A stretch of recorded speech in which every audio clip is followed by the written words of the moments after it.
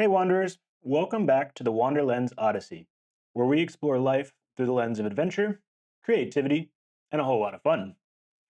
I'm Brent, and Jocelyn is still back in Taiwan enjoying some bubble tea with her friends today, so you've got me again.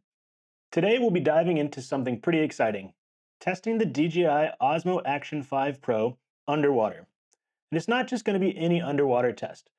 We're going to be testing it with the auto white balance feature in some extremely challenging conditions. Brown and green tinted water. I took our new DJI Osmo Action 5 Pro out yesterday to the Great Barrier Reef, where the water is known to be crystal blue and visibility nearly unlimited.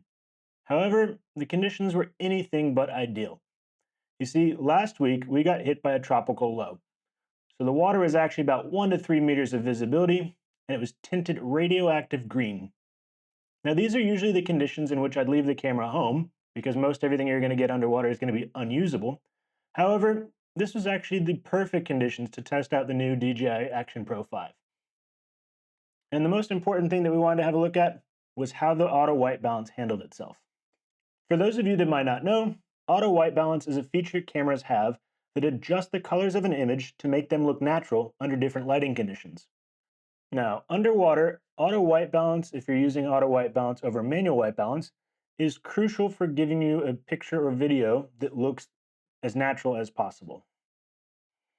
Underwater, this is crucial because water absorbs and scatters light, usually giving your film or your pictures a blue or green tint. However, if the water is already tinted green or brown, this is a whole new level. So let's have a look at some of the footage. The first clip we're going to look at is to show you what the conditions look like from above the water. As you can see, we're out at the Great Barrier Reef, we're on a pontoon, and if you're going down the stairs of the ladder, you'll see how green the water actually is. Now, the camera itself started with an auto white balance above the water, so it shouldn't have had much difficulty setting the white balance. Everything looks pretty natural, so you can see the actual color of the green.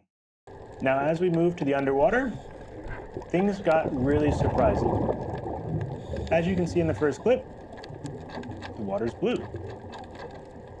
And you'll see as I continued my dive, I was greeted by this turtle right here, which actually caught me a bit off guard because even though in the video the water looks really clear and blue and the visibility looks great, I was actually about 1 to 2 meters and I didn't even see the turtle coming, so it gave me a bit of a scare. That was alright. And then in this next clip, you'll see what the water actually looked like. So this is what it was, is very, very green. The visibility was a bit worse, the camera picks up on it, but you'll notice that the camera changes the colors of it automatically.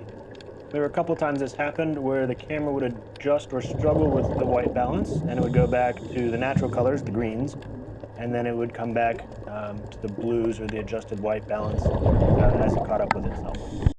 So what's the takeaway? The DJI Osmo 5 Action Pro's auto white balancing feature is incredible. It's not magic, but it has got to be one of the best action cameras as far as white balancing goes that I've used. And while it's not magic, as you can see from a couple of the clips, it does struggle occasionally as the light changes. It is very good. So in most situations, it's going to be more than enough to get you nice looking footage without having to do an extensive amount of color grading or correcting footage in post-production. So for those of us looking for a nice travel camera to go snorkeling with, scuba diving with, and we're able to just point and shoot and get usable footage without having to spend hours color correcting and editing afterwards, I highly recommend the DJI Osmo Action 5. This has got to be one of the best white balancing action cameras that I've used. So that's it for today's Underwater Adventure Wanderers.